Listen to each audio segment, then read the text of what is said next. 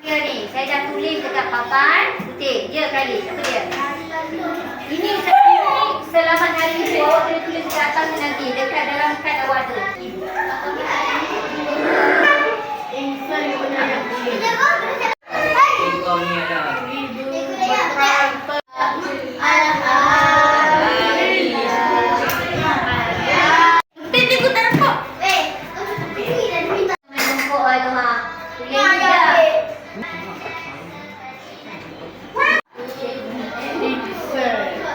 Assalamualaikum warahmatullahi wabarakatuh.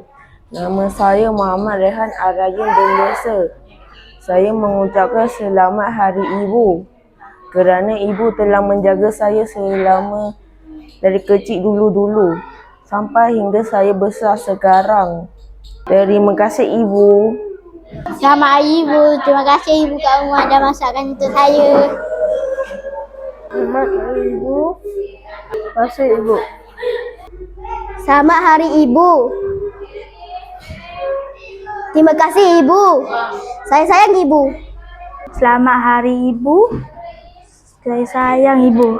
Selamat Hari Ibu. Selamat Hari Ibu. I love you. Terima kasih. Selamat Hari Ibu. Terima kasih. Bye. Selamat Hari Ibu. Selamat Hari Ibu. Saya sayang Ibu. I love you. Selamat Hari Ibu. Semoga ibu panjang umur lah. Selamat Hari Ibu. Selamat Hari Ibu. Selamat Hari Ibu. Saya sayang ibu. Selamat